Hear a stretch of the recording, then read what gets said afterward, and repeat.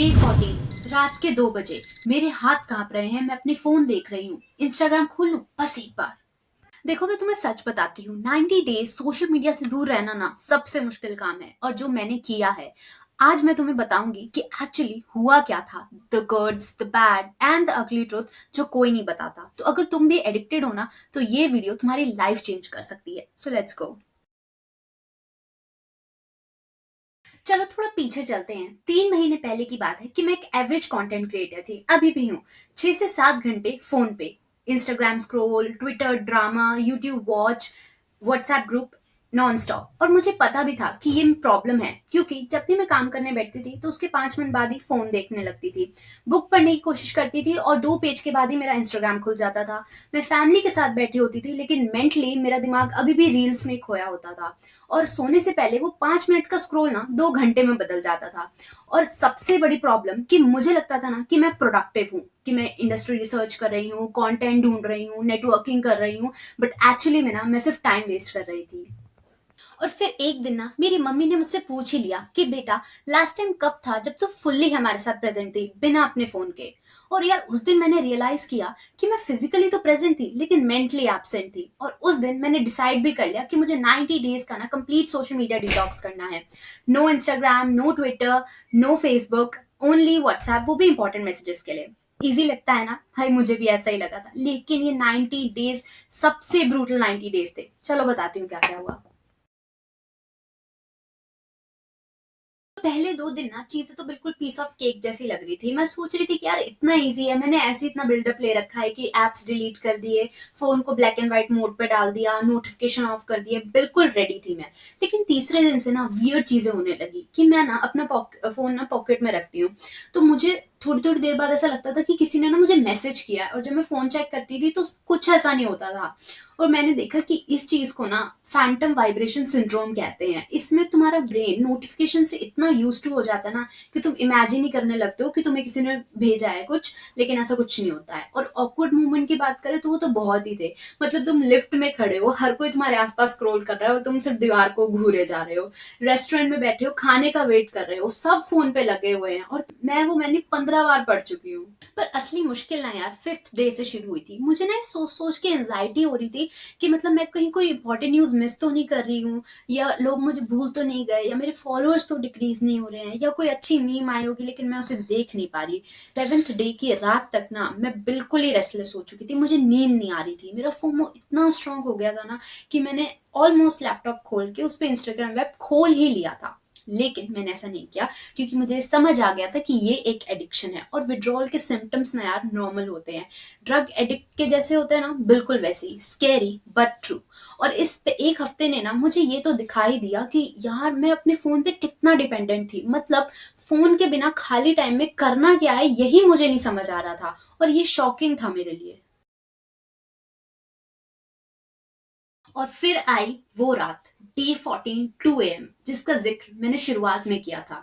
मैं बिस्तर पे यूं ही लेटी हुई थी, मेरा फोन मेरे पास ही था, और मैं लिटरली खुद से आर्ग्यू कर रही थी कि यार बस एक बार फोन उठा लेती हूँ, नहीं 14 डे है, वेस्ट हो जाएगा, नहीं बस 2 मिनट ट्रेंडिंग देख लेती हूँ, नहीं ये एडिक्शन है, कंट्रोल कर।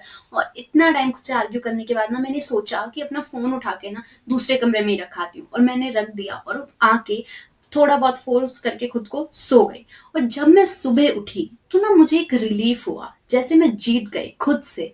और उस दिन के बाद ना चीजें थोड़ी आसान हो गई मेरे लिए। तीसरे हफ्ते से ना कुछ इंटरेस्टिंग चीजें मैं नोटिस करने लगी। पहला, फोकस्ड एनवायरनमेंट। पहले ना मैं सिर्फ एक काम पे 10-15 मिनट ही फोकस कर पाती थी, अब मैं 1-2 घंटे आराम से फोकस कर लेती हूँ।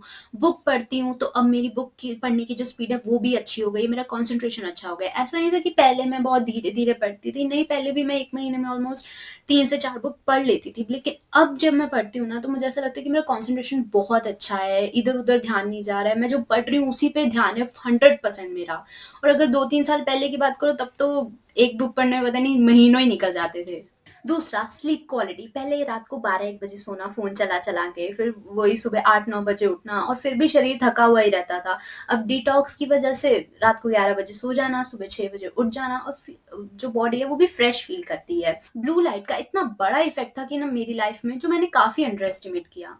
एंड तीसरा, रियल कॉन्वर्सेशन। पहले क्या होता था, सबके हाथ में फोन होते थे, नहीं तो टीवी देखते देखते खाना खा रहे हैं, वही अपना स्टेपल तारक मेहता का उल्टा चश्मा।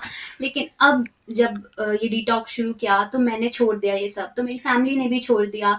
तो अब हम रियल कॉन्वर्सेशन करते थे खाने के टाइम पे, जोक्स, बॉन्डिंग, स्टोरीज, तो अच्छा लगता था।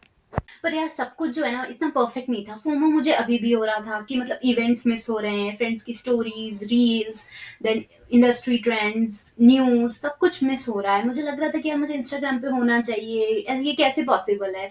बट फिर मैंने सोचा कि अब मैंने 30 डेज के लिए करना है तो करना ही है, और मैंने कंप्लीट किया भी 30 डेज के लिए। 30 डेज के बाद ना एक स्ट्रेंज चीज नोटिस की मैंने, कि मैं ना खुद को डिफाइन नहीं करती थी सोशल मीडिया से। पहले मुझे लगता था कि मैं क्रिएटर हूँ तो मेरे पास ना फॉलोअर्स बहुत ज्यादा होने चाहिए, एंगेजमेंट बहुत ज्यादा होनी चाहिए, और यही चीज इवेंचुअली जो है मेरी आइडेंटिटी बनेगी। अब मुझे लगता है कि नहीं, मैं इससे ज्यादा हूँ, मैं एक इंडिविजुअल हूँ, एक फैमिली हूँ, फ्रेंड हूँ, है ना। सोशल मीडिया सिर्फ एक टूल है, मेरी आइडेंटिटी नहीं है वो। और ये जो पिछले कुछ दिन थे ये काफी प्रोडक्टिव थे मेरे लिए। नई नई चीजें मैंने एक्सप्लोर की, जो चीजें इतने टाइम से अटकी पड़ी थी वो मैंने की। वर्कआउट, मेडिटेशन, बुक पढ़ना, सुबह जल्दी उठना। जो मैं बोलती रहती थी कि मेरे पास फाल टाइम नहीं है, टाइम नहीं है, बेफालतू का ऐसी टाइम नहीं है, फोन के चक्कर में ही नहीं था टाइम, तो अब वो भी मैं करने लगती थी। और सीक्रेट क्या था इन सारी चीजों का? Deep work. कार्ल न्यूपोर्ट की बुक डीप वर्क पढ़ी तब थी, समझ अब आई है कि जब डिस्ट्रैक्शंस नहीं होते ना तो तुम्हारा ब्रेन तुम्हारी फुल कैपेसिटी में काम करता है। तुम्हें मल्टीटास्किंग पे नहीं, मोनोटास्किंग पे ध्यान देना चाहिए, और जो एक काम पकड़ा हुआ है ना उस पर फुल फोकस होना चाहिए। अब फ्रेंड्स के साथ मेरा मीटअप होता है ना, तो पहले क्या होता था कि हम फोन में ही लगे रहते थे, अब हम 100% वहीं प्रेजेंट होते हैं, तो हमारी कॉन्वर्सेशन जो है वो डीपर है, कनेक्शन स्ट्रॉन्गर है। मुझे एक इंसिडेंट भी याद है कि मैं अपने ना फ्रेंड के बर्थडे पे गई थी, तो वहां सब फोटोज वगैरह खींच रहे थे स्टोरीज के लिए, पिक्स के लिए, है ना। पर मैंने ऐसा कुछ नहीं किया, मैं खड़ी थी, और उसके बाद जब पार्टी खत्म हुई तो उसने मुझे थैंक यू भी बोला कि यार तू एक्चुअली प्रेजेंट थी, तो कंटेंट के लिए नहीं कर रही थी। तो ये चीज ना मुझे कहीं ना कहीं हिट किया, क्योंकि आजकल ना रियलिटी यही हो गई है कि लोग ना उस मोमेंट को एक्सपीरियंस नहीं करना चाहते। वो कोई भी अच्छी चीज देखते हैं ना तो उन्हें फटाफट होता है कि हम इसे डॉक्यूमेंट कर लें, लाइक्स के लिए, वैलिडेशन के लिए। वो जीना नहीं चाहते उस मोमेंट को। पर 45-50 डेज के अराउंड ना एक नया चैलेंज आ गया मेरे पास, लोनलीनेस। अब पहले बोर होता था तो फोन स्क्रॉल कर लेती थी, लेकिन अब बोर होती हूँ तो बोर ही होती रहती हूँ, एक डिस्कम्फर्ट सा होता है, और अब मुझे उसके साथ बैठना पड़ता है।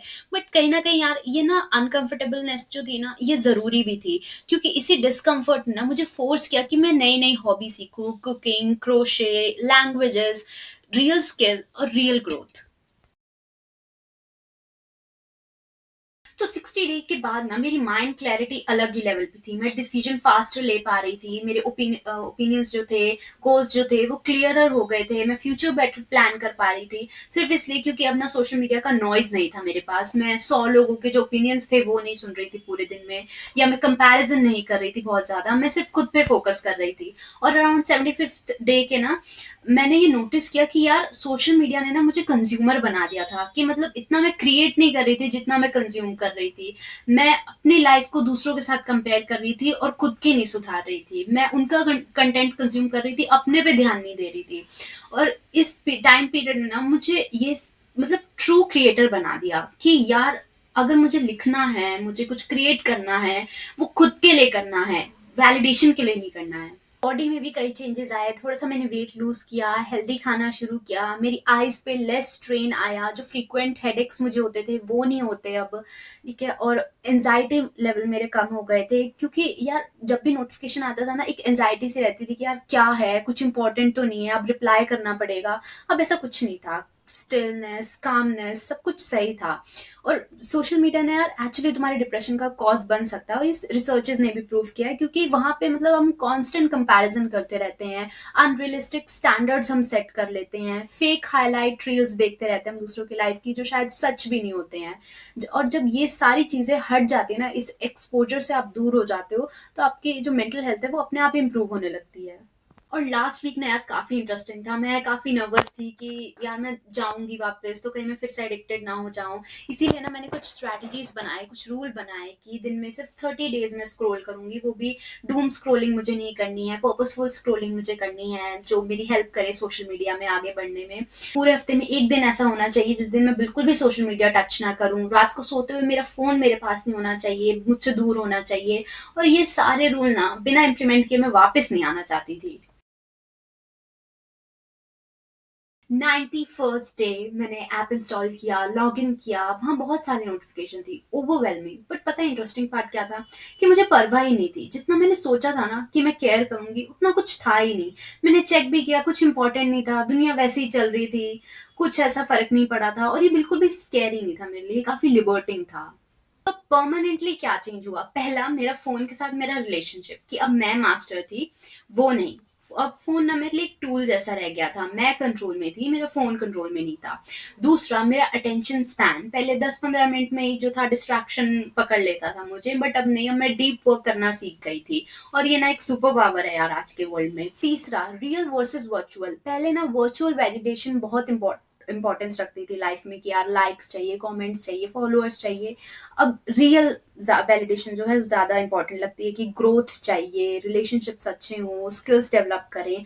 ये चौथा है टाइम मैनेजमेंट की समझ आया कि 90 डेज में अगर आपके पास कोई डिस्ट्रैक्शन ना हो ना तो आप बहुत कुछ कर सकते हो। शायद आपने कभी रियलाइज भी नहीं किया होगा कि आप इतना सब भी कुछ कर सकते हो सिर्फ 90 दिन में। तो जैसे बुक पढ़ना, नई स्किल सीखना, हॉबीज डेवलप करना, अपने रिलेशनशिप्स इंप्रूव करना, आप बहुत कुछ कर सकते हो। अब देखो यार, मैं ना तुम्हें ये नहीं कहूंगी कि तुम 90 डेज के लिए ना सब कुछ कट ऑफ कर दो, क्योंकि ये ना बहुत एक्सट्रीम चला जाएगा। तुम चाहो तो तुम 7 डेज के लिए कर सकते हो, एक हफ्ता देखो कि क्या होता है। नहीं तो फिर वीकेंड डिटॉक्स तुम कर सकते हो कि 2 दिन के लिए कंप्लीटली कट ऑफ। नहीं तो मॉर्निंग या इवनिंग रूल बना सकते हो कि मॉर्निंग में 1 घंटा नो फोन और इवनिंग में 1 घंटा no phone. So start small लेकिन स्टार्ट करो, क्योंकि यार ये 90 डेज में जो मैंने सीखा है ना यार, कि जो आपकी रियल लाइफ है वो स्क्रीन के सामने नहीं है, वो स्क्रीन के आगे है। लाइक्स मैटर नहीं करते, रियल लाफ्टर मैटर करता है। फॉलोअर्स मैटर नहीं करते, रियल फ्रेंड्स मैटर करते हैं। और ये वर्चुअल वैलिडेशन भी मैटर नहीं करती है, रियल अचीवमेंट मैटर करती है। पर ऑनेस्टली क्या नहीं बदला है? फोमो वो अभी भी एग्जिस्ट करता है, कम है पर है। अभी भी कहीं ना कहीं लगता है कि यार कुछ मिस हो रहा है, बट अब वो मैं मैनेज कर लेती हूँ। और सोशल मीडिया यार इंपॉर्टेंट है आज के टाइम में, नेटवर्किंग के लिए, बिजनेस के लिए, लर्निंग के लिए, हर चीज के लिए यूज होता है ये आजकल। आप इसे कंप्लीटली क्विट नहीं कर सकते, बट ये है कि इसका ना कंट्रोल यूज करना सीखना पड़ेगा तुम्हें। क्योंकि ये ना एक कांस्टेंट बैटल चलता ही रहेगा सोशल मीडिया और तुम्हारे बीच में। एडिक्शन ना ये कभी खत्म नहीं होगा, तुम्हें हमेशा कंट्रोल करना पड़ेगा, रोज एफर्ट करने पड़ेंगे। बट ट्रस्ट मी, ये एफर्ट्स ना वर्थ इट होंगे। और हाँ, ये मुश्किल था, बहुत मुश्किल था, लेकिन कहीं ना यार मैं प्राउड भी हूँ कि मैंने ये डिसीजन लिया और मैंने इसे कंप्लीट भी किया। और अगर मैं कर सकती हूँ ना यार, तो तुम भी कर सकते हो। और तुम्हें सब कुछ कंप्लीटली क्विट करने की भी जरूरत नहीं है, तुम्हें ना सिर्फ कॉन्शियस यूज करना है। तुम्हें कंट्रोलर बनना है, कंट्रोल नहीं होना है। अब तुम बताओ कि तुम्हारा चैलेंज क्या है? कमेंट में मुझे बताओ कि तुम 7 डेज के लिए, 30 डेज के लिए या 90 डेज के लिए कितने दिन के लिए तुम ट्राई करने वाले हो। और अगर तुम ट्राई कर रहे हो ना तो यार मुझे भी टैग करना, मैं भी देखूंगी, मैं भी सपोर्ट करूंगी कि आखिर तुम्हारी जर्नी कैसी थी। और अगर तुम्हें ये वीडियो वैल्यूएबल लगा हो ना तो इसे लाइक करो, बताओ यूट्यूब को कि ये जो कंटेंट है ये वैल्यूएबल है। शेयर करो अपने ऐसे किसी दोस्त के साथ जो एडिक्टेड है, और सब्सक्राइब करो मेरे चैनल को, ताकि मैं और ऐसे एक्सपेरिमेंट और बुक लेसन तुम्हारे साथ शेयर करूँ। रिमेम्बर, तुम्हारी लाइफ ना तुम्हारे हाथों में है, तुम्हारे फोन के हाथों में नहीं है। तो अपने फोन को साइड पे रख दो और अपनी रियल लाइफ जियो। So see you in the next video. Stay real, stay present, bye.